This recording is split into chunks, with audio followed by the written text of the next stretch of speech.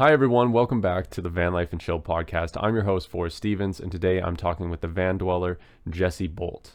When I reached out to him on his Instagram stories, he was showing negative 40-degree weather. He lives in Saskatoon, Saskatchewan, one of the harshest climates that you could live in a van. And I wanted to kind of see what that was like living in a van in that kind of cold. And he's been doing it for years, so he talks about some of the challenges that he's faced and sort of the big overarching reason that he is doing van life, which is to pursue his career in MMA. The beginning of this podcast is getting to know Jesse a little bit, but then we get into some of the advice that he has and some of the philosophy that drives him forward in his pursuit of happiness through van life, as well as just a bunch of other practical advice and interesting stories. So hope you guys enjoy this episode of Van Life and Chill. My name's Jesse Bolt. I'm from Saskatoon, Saskatchewan, here in Canada. I'm a part-time professional fighter and a full-time Muay Thai instructor, and living the van life. That's about it. That's my life right there. Martial arts and van life. Wow. Okay. So this is a van life podcast, but I'm curious to know a little bit about your martial arts as well. That's an interesting uh, thing that you do, obviously. So how did you get into that? And um, I don't know, is there any crossover for you with the van life and the martial arts, or is that like two completely separate things in your life? I kind of did van life to help pursue my martial arts career. So yeah, I can get into that eventually. But what got me into martial arts was I was a bit of a comic book nerd. Like I really liked Marvel superheroes when I was young, and I'd always like play with the action figures and I'd read the comic books. But I always knew it was probably impossible to be able to fly or walk through walls or have any of the superpowers. So I was like, well, I could probably learn how to fight, and then that's pretty badass. That's like the next best thing. So when I was like, I don't know, I think I was like 15 years old or something, I took my first Muay Thai class. And yeah, I've been doing it for about 12 years now. And then, yeah, just probably in the last 7 years, I've been incredibly dedicated and very focused. But in the last 4 years that I've been doing van life, I've been all in on the martial arts journey. And so the van life definitely helped me create more income out of it and create a life out of martial arts instead of just doing it as a hobby in the evenings after my shit jobs that I used to have. So is it because you were able to save money by living in a van and be able to kind of pursue a more risky financial option? Yeah. So basically what happened was I was working like a bunch of different jobs that I didn't really enjoy. And I was on EI at one point because I was working seasonal work. Like I would work my ass off in the summer, and then in the winter time I'd go on EI for like 3 months or something. And the gym that I trained at, my head coach allowed me to start a 6 a.m. class. And so I was gonna teach for the first time. And so I started the 6 a.m. class during the winter time while I was collecting EI from the government. And it came time to when it was like a month away where it was either I was gonna quit the 6 a.m. class and go back to pouring concrete for 12 hours a day, or I could just cut the ties and get rid of all of my old stuff and just go all in on this martial arts thing. And once it clicked in my head that I'm like, I could live in a van and just be like a nomadic ninja. I could just do this. I don't want to pour concrete. So once that clicked where I was like, I could live in a van in my own city that I'm from, it all started making sense. And it was a no brainer for me. So I sold my house. I got rid of my truck, my credit card. I had like 6 garage sales to sell all my shit. And I just went all in. Everything I own was in the van. And it's been about 4 years, being full-time van life. That's very interesting because there's a lot of different reasons people get into van life. But it sounds like, and one of them, one of the big ones, of course, is traveling. But it sounds like that was maybe less of a reason. Is that part of a reason for you? But still, like traveling. Not really. I'm kind of like, it's funny. My Instagram handle's nomadic ninja, but I'm not really that nomadic. Like I would say that I'm nomadic within the city that I'm from. Like I'll sleep at a different block or by the river here, by my gym or outside my girlfriend's place.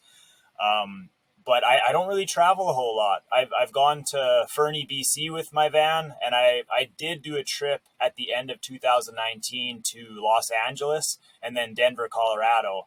And that was epic, a lot of fun, great experience. But overall, I'm a lot more stationary than probably most van lifers. And what kind of van do you have? Right now, I'm in a '77 Chevy camper van. She's an old girl, but I started out with a what was it? A '98 Dodge Cargo van, and then I got a '97 Dodge Cargo van, and then I upgraded to the '77 Chevy because I could stand up. I'm 6'1", so the cargo vans, I was like lurking and just wrecking my back trying to get to the back of the van to the front. So eventually I upgraded to the Mansion. Hey everyone, just a friendly reminder that I'm still running a giveaway for this cell phone signal booster by HiBoost. So if you want to participate in that, make sure to check out in the link in the description, and there's a Gleam giveaway where you can enter a bunch of different ways and multiple different times. So make sure you enter in on this because this is a great product for van life. Okay, so now you got this vintage 77, and it looks to me like you've done some modifications. I mean, you started with like a prefab camper, but it looks like you've done some modifications. I can even see looks like diesel heater controls behind you. I imagine these things must be very important for you. Like, what have you done to your van to be able to survive in like this very cold climate that you're parked in? Yeah, I definitely did some modifications. I insulated it a little bit better, and then I did all like the wood, super amateur. It might look pretty here, but if you look close, it's a hack job, but I don't care. But yeah, I just wanted like that cozy log cabin feel. It just helps me sleep. I don't know. I like my van to look half decent. I didn't want to just kind of live in an old shit bucket, with like all the retro stuff that was in rough shape. So I changed the aesthetics a little bit. But as far as the heater goes, yeah. And this is where the shit show started. So I bought one of those Chinese diesel heaters off Amazon for $300. I got it installed. So super cheap. And last winter was the first winter that I was like full time in the van. I think I spent one night outside of the van throughout all the whole year, just because I got a hotel room for Christmas with my girlfriend. Other than that, it was van life all the way through. -40, -50 with the wind chill, I was in the van. But those Chinese diesel heaters, they're fantastic when they work. And so last winter it was a breeze. I'm like, oh shit, like I could totally do this. Like I had no idea that I would actually be able to survive the Saskatchewan winter. And then this winter rolls around, and I'm like low key excited for another winter. I'm like, yeah, I'm going to tough it out again. Like it was a cool experience. It was fun for me to share online with people. And we had a really mild winter to start. And then the -40 and some of the intense weather started to come in, and it just started crushing my van. My diesel heater stopped working in the middle of the night when it was like -40. And that was like my main source of heat. And so, obviously I woke up just like I could see my breath coming out. I'm like, uh-oh, something happened. And so I quickly plugged my electric space heater in, because I was fortunately plugged into my gym. They allow me to plug in and use an outlet there. So I was plugged in. So I plugged my electric space heater in just to survive. But it just, the space heaters, they don't work that well, especially in these old vans. Most of the time the weather stripping is shit. The windows are thin. There's going to be like rust in the bottom. So like there's holes in parts of the van. Like it ain't one of those $70,000 Sprinter vans. Like this, I paid $3,000 for this thing. And the cold, when it's -40, it finds the weakness and it'll find its way in. And so I survived a little bit when it was like the -40 with my space heater. But eventually my space heater started blowing air conditioning out. It was just blowing freezing cold air out. And that's not even an option. It stopped working. The cold got to it. And I'm like, okay, I got to tap out. And so I had to end up I started staying with my girlfriend's at my girlfriend's place just to kind of survive and keep myself and my dog alive. And so, yeah, I learned a lot of lessons with those diesel heaters. If you are going to buy the Chinese diesel heater, you got to have a bunch of glow plugs. Apparently, those are the things that go a lot in them. Is a glow plug. I don't know shit about what exactly that does, but I know the term, and that's what you need. So looking back, I just didn't know that. I didn't know that was a common issue until now. And once my little control thing said it gives you codes, like error codes, and I just typed in the error code on YouTube, and sure enough, like a bunch of van lifers were having the same issues. And oh my gosh, shit.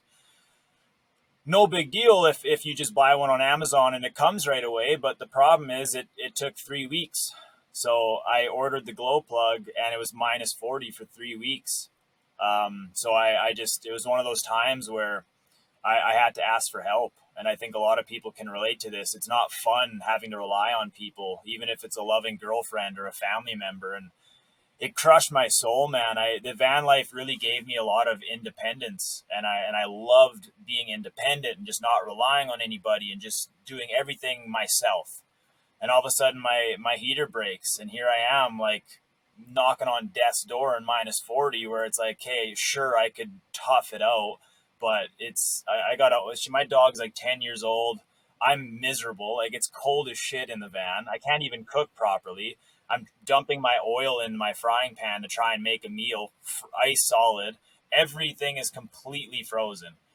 I remember trying to pour coffee the one day, coffee creamer, just nothing's coming out. It was just a disaster. So it was one of those things where I was choked that I had to reach out and ask for help, but I was also fortunate that I had people in my life that were willing to help me out.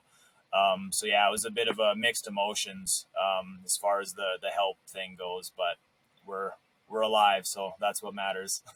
Yeah, it's a hard lesson by the sounds of it, but yeah, I mean, you even had a backup heater, and that began to fail too. But yeah, it's so important to have spare parts in the van for these critical components. Like, where you are, it's heat, but for a lot of people, it's electrical components too. And your diesel heater runs off electricity too. Those glow plugs, they gotta use electricity. So there's a lot to be careful of, and a lot of things that it's nice to have in the van. I'm sure that's a very clear example right there, that story you told. Yeah, and it's one of those things where, like, I think I feel like there's a lot of van lifers that kind of have this, whether they think about it or not, is like a really strong, like, why or reason as to why you're doing van life. And so when you run into obstacles like that, if you don't have like a strong reason or why you're doing this lifestyle, then you're going to tap out a lot easily, a lot quicker than some who maybe have to because it's financial, or maybe they're pursuing a martial arts career, and their reason for doing it is so powerful that even these massive obstacles, they are just obstacles. They're little hurdles that you have to get around. But I'm sure you and many others have just been through the ropes with different obstacles. But again, I just always have to go back to my why and my reasoning for doing this. And that kind of keeps me on track and just helps me stay calm, just figure the problem out. It's not going to kill you. You'll be back on the road in no time. So that's helped me during times like this. So did you say you've been in your van for 4 years? Was that right? Yeah, I think March 1st is going to be 4 years. So yeah, I'm just shy of 4 years. And so 4 years into the van, and your why is still the pursuing the martial arts. Is that right? Yeah. You know what? I've come to love the lifestyle too. Like, there's something about owning your home, in air quotes. Some people won't view it as a home, but I do. It's been my home for 4 years, so it is a home. There's something about owning your home free and clear that it just does something to my soul. I bought a house when I was 20. I'm 33 now. I bought a house when I was young, and I owned a house for 9 years. I bought a house with a friend. We eventually sold it after 4 or 5 years, and then we went our separate ways. He bought his own and I bought my own. So I've had home ownership. And I'll tell you, there's a lot of perks to it. I'm not knocking it. It's amazing to be able to stand up and just walk to a bathroom and take a proper shit, or like a shower, or like control the temperature perfectly. That's fantastic. But the payments and the bills, like every month you just get a stack of envelopes being like, you owe this for this reason, you owe this for this reason. And it was just like, it was just overwhelming. It wasn't what I thought it was going to be. And the van life just gave me like this weird sense of freedom or peace of mind that I'm like, sure, there's holes in the bottom of the van. Sure, my diesel heater might break. Like, sure, I might hit my head on the roof every now and then, but it's mine. And that I really valued a lot. So that was something that I really clinged on to, that idea. Yeah, I love it. That's beautiful, man. Yeah, that's a common theme among van dwellers, is the sense of freedom. And yeah, you illustrated that really well. It is a sense of peace when you don't have all these bills and mortgages and everything else over top of your head. You know, it's a simple lifestyle too. I'm sure you found that as well. Like, as much as there's day-to-day challenges and different things you have to do in the day, it's also like a lot of life has become simplified by getting into van life. Have you found that? Oh yeah. Yeah, 100%. Like I was saying, when I sold my house, I had like yeah, I don't know, 6 garage sales like every weekend, just back to back, just to get rid of my shit. And what I noticed was like, as I was getting rid of all my stuff, like physical stuff, mentally, my mind was getting more clear. So as I was removing more possessions and things, my mind almost became more clear, and then my path became more clear. And like you said, things seemed a little bit more simple. Like I wasn't getting pulled in so many different directions. Because like I feel like even if you have a house and you have an attic and a garage and a basement and you have stuff in there, you might not be thinking about it, but I feel like deep down subconsciously, there's a bunch of shit in your attic, your basement, your garage. There's a bunch of bills coming. There's these things that you just don't really ever forget about or like stop thinking about. But then when I did the van life, that all just stopped. Like all the noise and the nonsense of like attaining all these things, it was just gone. And so I'm like, oh, the path is simple. It's martial arts, and that's it. That's awesome. Yeah. And to touch on the martial arts a little bit, you said that you compete competitively and you teach as well. Yeah, so I kind of jokingly said I'm a part-time professional fighter, just because like I'm not that active, especially with COVID now. My last 2 professional fights were in 2019, and then COVID came around and shit on my parade, as it did many of us. But yeah, I fight professionally in MMA, and then I teach Bang Muay Thai. So yeah, I hold pads for people every day, or 6 days a week. I take Sundays off. That's my day for me. Nice. That's so cool. I'm curious to get to know you a little bit more, and like, what was your upbringing like? Because to me, it's very interesting the types of people that end up living in a van. It's always all sorts of different lifestyles and different reasons for that. But I'm curious to know yours personally. My upbringing, yeah. I mean, I was talking to someone last night about this actually, but I grew up an athlete. Like my whole life, I played sports and video games. Everything else, no interest. I had zero interest in reading, educating myself. So much of my life was like physical. But the problem with that is I wasn't really thinking about a future. I was just very, I just wanted to play sports. I thought my whole life was going to be me playing. I didn't realize that once I was done high school, like I kind of had to have a game plan. Like I needed to like do something. I needed to earn money, and I just never gave it any thought. And all of a sudden I graduated. And I remember when I graduated, like when you have to write in your yearbook, like what your plans are after, like some people are like, I'm going to be a doctor. I'm going to like travel the world. I'm going to go to university. I was like, I'm going to fight in the UFC, because I didn't know what else to say. So I just was like, I'm just going to put that. But really, I don't even know if I believe that. I just had to put something. And so here I am, graduated high school, and never giving it any thought of what I wanted to do. And so I had to work. So I moved to Edmonton and I just started working. And that put me on this path of like just kind of aimlessly living and getting one job after the next. And then I bought a house, and now I have this financial burden to look after and to continue paying for. And I got caught in what we call the rat race. I was like the stereotypical guy, just busting his ass to pay for shit he didn't really care for, and just doing things I didn't really enjoy. Like I've probably had 40 different jobs, hated them all, to pay for a house that I didn't really value either.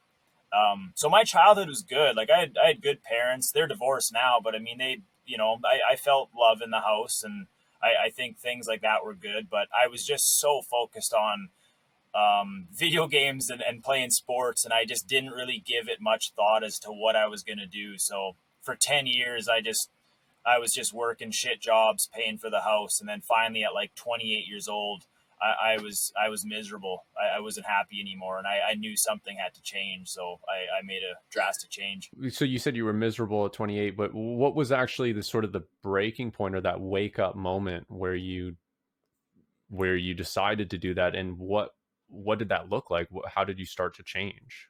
Like I had jobs where I was earning pretty good money at times, but because I wasn't that happy, I just had bad spending habits, and I was just mismanaging my money, and I was just always kind of like paycheck to paycheck.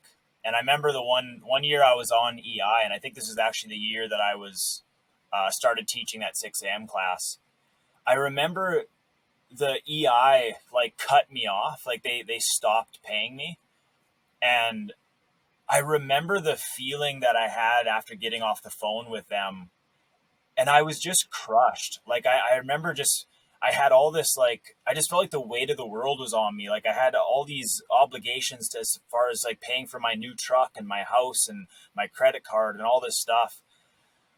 And then they cut me off with EI and I had no money, and I'm like, what am I doing? Like I'm almost 30 and I just am like I'm paycheck to paycheck. I'm raging mad because the government just cut me off of income, and I forget exactly why. But I remember just being like, I don't want to be in a situation where the government cutting me off from money is going to make me that mad, or me even having to rely on the government to give me money when I'm fully capable of making money. But I remember just feeling like depressed, angry, upset at myself. There was just a whirlwind of emotions going on.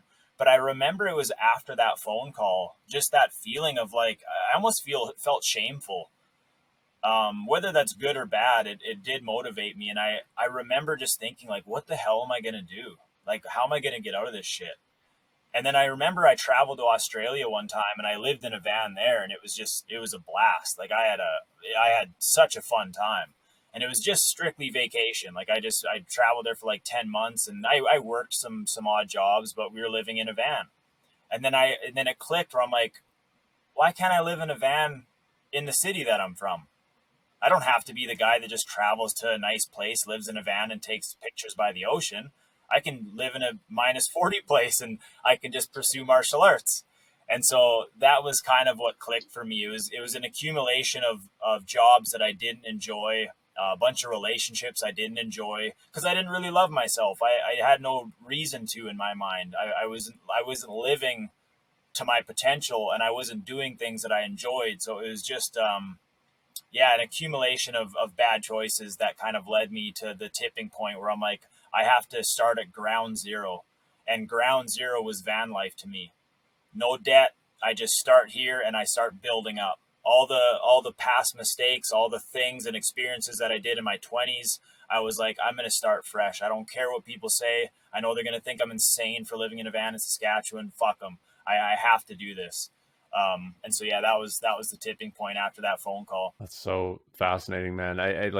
I look at van life, and the perspective of it has changed now because it's so mainstream. People know what you're talking about. But a few years ago, it was much different, and people thought, oh, you're kind of destitute, or it's a bad decision, or you're going downward in a trajectory. But in my eyes, it's really a stepping stone to sort of start fresh and to actually move forward in life. And for so many people, it's actually a way out of the rat race of debt. 100%. I got another question for you. I want to kind of get into your mind a little bit when you first made that decision to get in the van, and what was going through your mind when you were actually moving into your first van. How were you feeling, and kind of what was your experience like that first night, or those first experiences in the van? Excitement. I was once my brain like hit the switch that I was gonna do this and I was committed to it. It was all excitement. In that initial stage of like bouncing the idea back and forth, I'm like, ah, like, are you just an idiot? Like, is that a stupid move? Are you giving up? Like, are you just like a deadbeat that's gonna like live in a van? Like, but then once I was like, I believed that I could do it and that it was the right thing to do. It just like everything changed. I got happy. I was excited. I had like this sense of purpose. And like you said, a lot of people, they would view that if you went from owning a house to van life, you're going backwards. But my best friend who knew me, he was like, this is forward. You're going forward right now. Because he's like, I know like the thoughts you have in your head and I know what you're going to build from this. So he's like, don't worry about what anybody says. You just do your thing and slowly build. And so I did that in the wintertime. I had my house with a garage, and I my first van was $900. I paid $900, and it was just a shit bucket, but I was pumped. I didn't care, like I renovated it as amateur as possibly you could ever do. Super amateur build, $900 van, but again, just smiling ear to ear. I was loving the process, and I remember the last day of me driving off the driveway of my home, like it was possession day the next day, so I had to get the hell out of there. And I was all packed up. I sold all my shit. The house was empty, and I was like, I'm free. And I just like I drove off the driveway and I went right to Walmart because I was like, I don't know where I'm gonna park, but I'm going to Walmart. Apparently that's like kind of a safe haven for some van lifers. They got a bathroom, they got some coffee. And so I went there, and I remember the first night, I just felt happy. I knew that I made the right choice. There wasn't a doubt in my mind that I fucked up or that I was going to have regret. And still, 4 years later, I know I made the right choice. I still have not had any regret as far as selling my house and my truck and getting rid of all my shit. It is probably one of the best things I've ever done in my life. That's awesome. Yeah.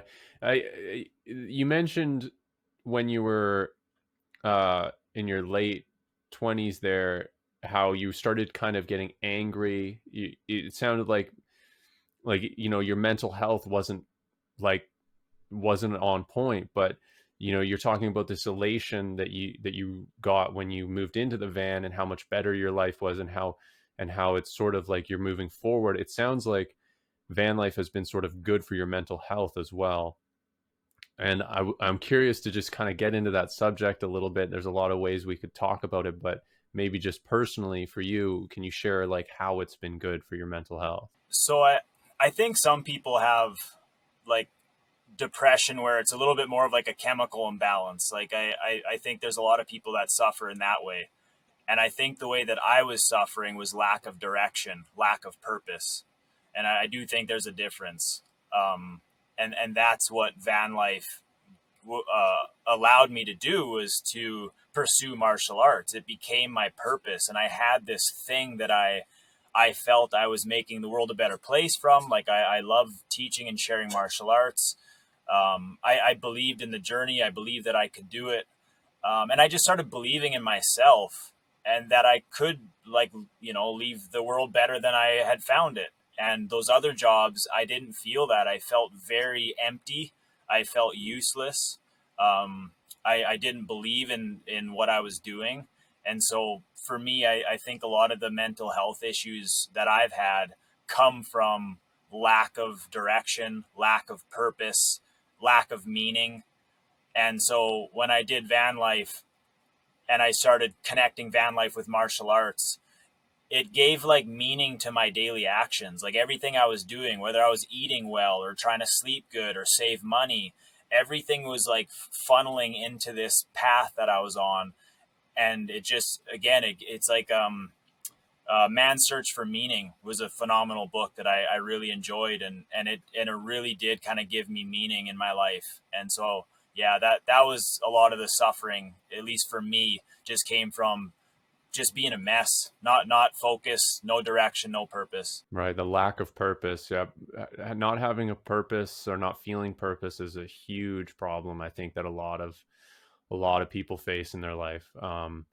It's cool, man. It's cool that you found that and that van life helped you be able to pursue that because yeah, the the way life works, right? Is like it doesn't always work for what we want to do and what we sort of need to do to make a living. That doesn't always line up. So being able to pursue your passion of martial arts and van life being a way to get there, that's a really cool and interesting story, I think. On the note of mental health, how do you feel about like loneliness and van life? You know, I think that some people, you get into a van alone, they might be afraid of loneliness, or they might face some loneliness that they might not have, depending on what situation they came from. But maybe you can just talk about loneliness and van life and the connection there for you. That's a good question.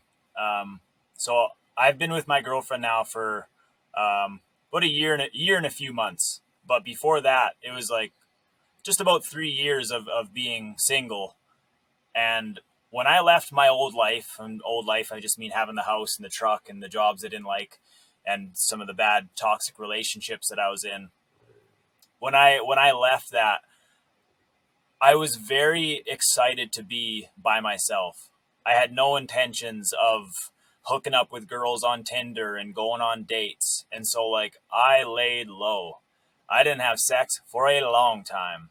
And I'm okay with admitting that. I wasn't in the headspace to do that. I didn't care for it. It was me time. I knew I needed to build myself up. I was coming, it was like, 10 years of trauma that I had accumulated that I needed to unravel and just focus on myself, my mental health, my physical health. I wanted to read books. I wanted to eat good. I wanted to earn good money doing martial arts. There was just so many other things that were on the top of the priority list for me that dating and hooking up with girls was just not the thing. As far as loneliness goes, I don't know. I was alone, but I wasn't lonely. I genuinely enjoyed the time of just being by myself.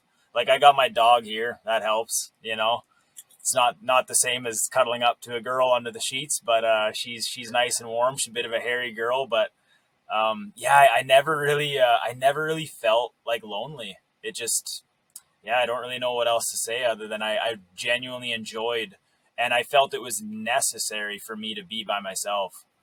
I think a lot of people, when they get out of a bad relationship, they just jump into the next one without actually learning what happened and what went wrong in the previous one. And for me, I in my head, I'm like, you need a timeout.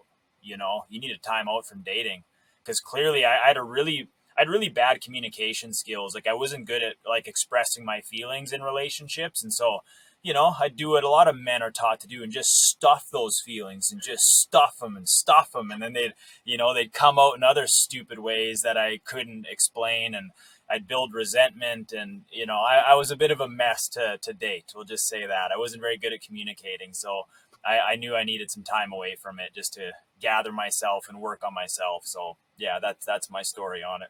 Nice. Yeah. What are some of the most memorable van life experiences that you've had? The first night, I already kind of talked about it, so I'll burn through it. But the first night I'll never forget. Just the feeling of like, in life when you make a decision, you just know it was the right decision. It's rare, but when it happens, ooh wee, it's a nice feeling. Like it's rare that I do something where I'm like, yeah, 100% that was the right thing. Sometimes I'll do something and I'm like, ah, shit. Like, oh, was it though? Like, should I have done that? But yeah, that first night was great. Um, Traveling to Los Angeles. So after my last fight in 2019, I had a really bad concussion. I won via split decision, just barely. But I had gotten dropped twice. I had to get a CT scan on my brain. I completely lost memory of the fight. I don't remember one thing after he hit me. And so 4 days, I think it was like 4 days after the fight, I got my dog, got the van, and we just hit the road. We drove to Los Angeles, Denver, Colorado. I went through Wyoming, and it was just nice. Like we went, I think it was like 2 or 3 weeks of just driving around. I wasn't working. I wasn't working my brain too much because after concussion, you really have to take it easy. I wasn't exercising, so I gave my body a long time to recover. I just went for long walks. That was great. It was much needed, just a nice little vacation. But yeah, traveling was great. And then some of the memorable moments, um, like I've gotten, I don't know if you've had experiences of this. I'm sure a lot of van lifers have, but I've had a few people trying to break into the van, and like they might not be good memories, but I sure remember them. About 14 times, give or take, somebody's tried to get in the van in the middle of the night. And those are things that, like, a lot of times you remember the trauma, you remember the bad things. You lose a fight, you won't forget why. You win a fight, sometimes you don't learn the lessons, but it's a lot of the bad things we remember. And I just remember a few times waking up at 3 a.m. to either my door handle getting yanked on, or in the summertime, because it gets really hot in Saskatchewan as it gets cold in the winter. I had my windows down and I'd just wake up to Layla like growling and somebody's arm like halfway in the van trying to like reach for shit in the middle. And so yeah, those moments you definitely remember. You kind of stay like on high alert after, but I just feel like me and Layla connected really well after that. Like she would wake me up with a growl and I'm like, "You got my back?" Fuck yeah. Like she's got me. She's on high alert. Nice, a guard dog. Oh yeah, she's feisty. I can't believe you've had that many attempted break-ins or actual, people in your van like that. That's pretty wild. Yeah, I didn't really think that it would have happened, but after the first time it happened, I was pretty aware of it now. But yeah, I've parked in a few shady areas, and I'm sure it just attracts certain people. But yeah, most of the time they're just trying to steal something. So as soon as they hear me or my dog, they run. If they continue to pursue, then they're there for violence, and that's bad news. But 99% of the time, they just want a nice, easy steal. So yeah, even if you have a little chihuahua in there, they're probably gonna run. Yeah, it makes sense. So what is your van setup like? This is a question I feel obligated to ask, but what do you do for showers and a toilet in your van? So I'm really fortunate in the fact that I am van lifing in the city that I'm from, and I have a lot of good connections here. The best connection that I have is the gym that I teach, train, and fight out of. So Modern Martial Arts in Saskatoon, that's the gym that I'm at, and they have a nice fenced-in yard in the back, and they've been here for about a year and a half, maybe. Shit, I'm bad with time. Maybe a year and a half. So I've been parked behind here in a fenced in yard, able to plug in, like I said, but they also have a shower and a bathroom in there. And again, I'm teaching every day. So I'm in there already. So after a session, I get to shower, use their bathroom. And then, yeah, or I'll just pee outside. Most of the time I just pee outside, but if I got to poop or shower, then I'm going in there. Nice. Yeah, that's a good setup you have. It sounds very fortunate. And I guess this question, I mean, I guess you didn't answer it because those are more break-ins, but have you ever gotten the knock before? Oh, of like somebody trying to kick me off their space. Yeah. Do you know what? So this is actually kind of funny. It didn't happen the first night, fortunately, of van life, but so the Walmart that I thought was a safe haven for van lifers, apparently in Saskatoon there is one Walmart that is owned by the university grounds. Like it's on university grounds, and I was parking there like night after night, and I kept getting these little stickers, like they were like, or these little cards, like they were kind of warning shots of like, hey, like we're gonna ticket or tow your van if you don't get out of here. I thought my friends were messing with me. I just thought people was like leaving because the cards didn't look that professional. I'm like, this is bullshit. Like these assholes are just dropping these dumb cards on my van. And then yeah, sure enough, it was like the one night it was like, I don't know, 3 a.m. bangs on the window. My dog just loses her shit, and I roll the window down, and he's like, yeah, have you not been getting our cards? Like we got to get you out of here. I'm like, oh, you guys are serious? I was like, okay, but that was the only time. Other than that, it's been really good. I did, however, make it a point when I did van life. The last thing I wanted to do or to be was like a nuisance to my own city. Like I don't want to be parking in front of someone's house multiple nights in a row. When I was parking in residential areas, I would move every night. I did not want to be a person that was like making someone uncomfortable or just like, I don't know, it's just annoying. If you own a house and some assholes in a van just kind of living outside your house, it's just weird. So I really made it a point to like be very respectful in the city that I'm from. or any city that I go to, and just not like be dumping coffee out or pissing out the back or just, lurking their streets. So yeah, I made it a point to move often, and I think that's why a lot of the police or law enforcement haven't pestered me. Plus, I teach a lot of them at our gym, so I got a good in with the cops.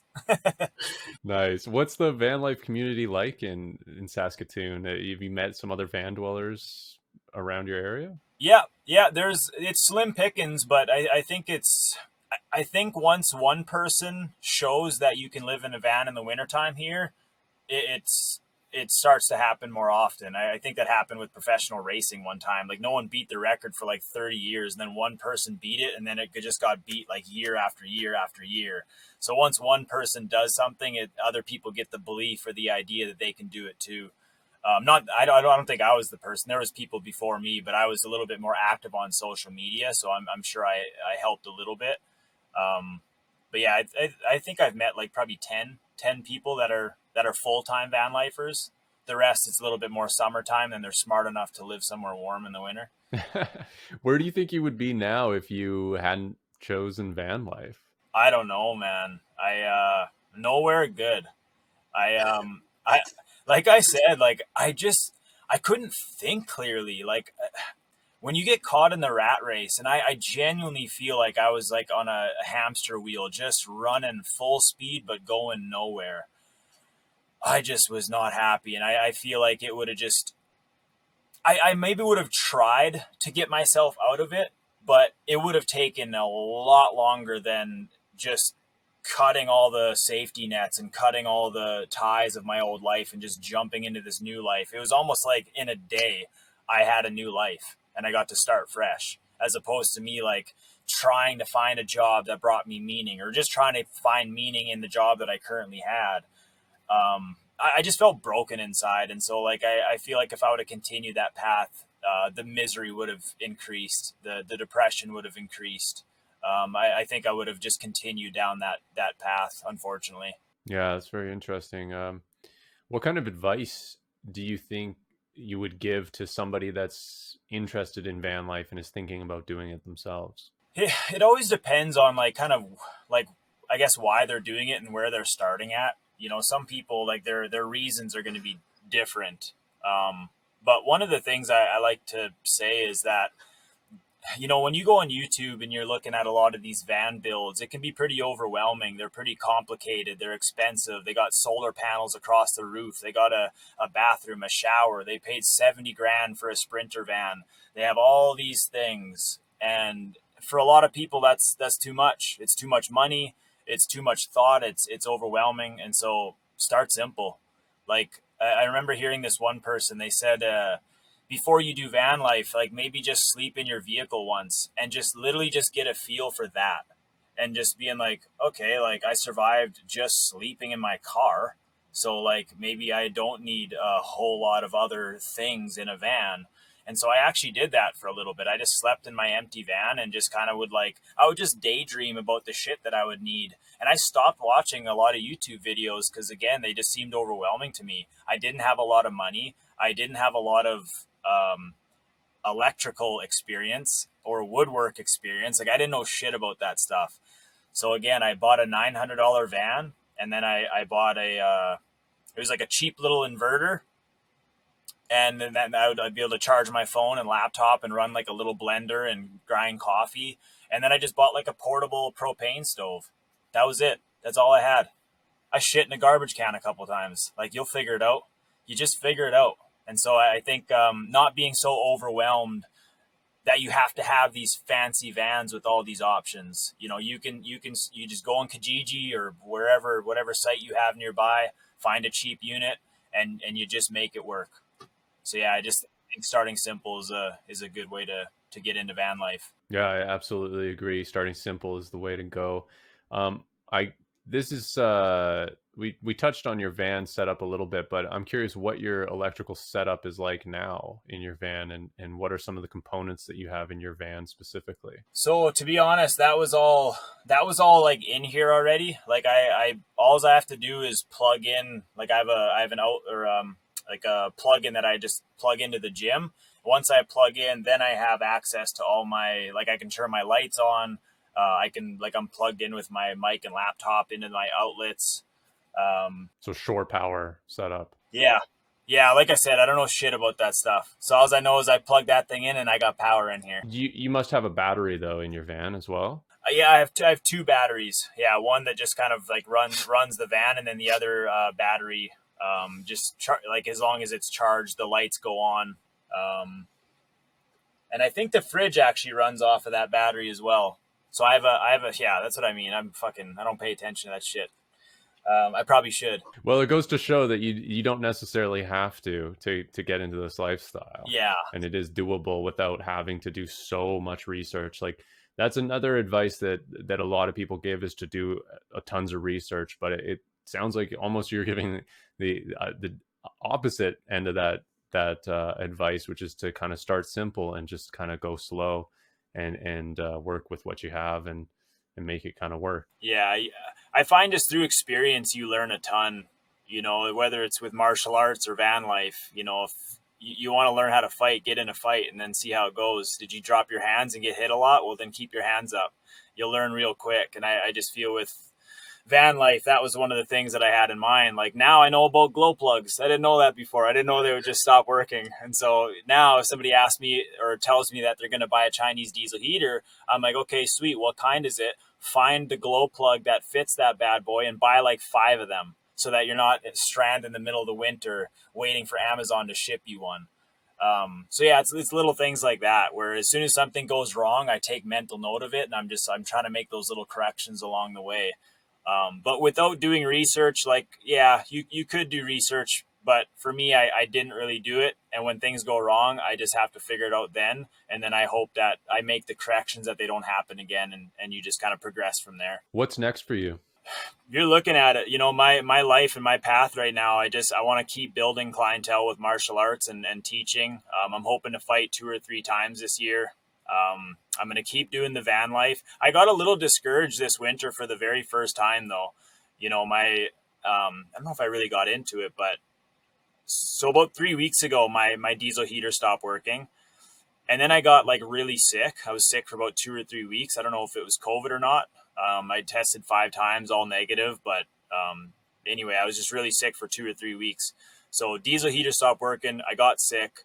And then my van stopped working. It just didn't fire because it was like minus 40. And it was just, I just felt like the world was kicking me while I was down, especially because last winter was such a breeze. Like, dude, the van worked perfectly. It started every time. My diesel heater, every time. No issues. Like, it was the best winter. And so this winter, I was, you know, and all the shit that went wrong wasn't what bothered me. What bothered me was having to rely on other people for help, like I said at the beginning. You know, that was tough. So I have questioned whether or not it's worth it now that I've built my martial arts career and I'm kind of doing that full time now. Now the idea is I'm trying to weigh it out. Like, is this lifestyle worth it? Or maybe do I get a place that's a little bit more reliable where I don't have to have these types of headaches now? I can have the headaches of having to pay for rent or a mortgage. So yeah, I think the path remains the same. Like now that they got the van working finally, I think I'm just going to keep doing this and keep doing the martial arts van life thing. I really do enjoy it. But yeah, if more issues start to happen and this thing becomes like a money pit and I'm not getting the kind of savings that I have been, then I'll have to start teeter-tottering and thinking about, you know, what to do next. But right now I love the path that I'm on, just living the van life, teaching martial arts, hanging out with my dog and my girlfriend, and that's it. Simple life. Nice. And where can people follow you? I'm on Instagram. I'm on TikTok. I got my own podcast. So Nomadic Ninja on Nomadic Ninja YXE on Instagram. I got a podcast, Mindful Ninjas, with my buddy Ryan. He's like a top producing real estate agent around here. So it's kind of a fun little duo where I live in a van and he's selling houses. He's been my martial arts buddy for a while. So yeah, we got a little podcast together. But yeah, and then TikTok, Nomadic Ninja or Jesse Bolt. I have 2 TikTok accounts because I like TikTok. Thanks everyone for watching and listening to this podcast. I sure hope that you enjoyed it. We also have a Patreon in the link below where you can support this channel.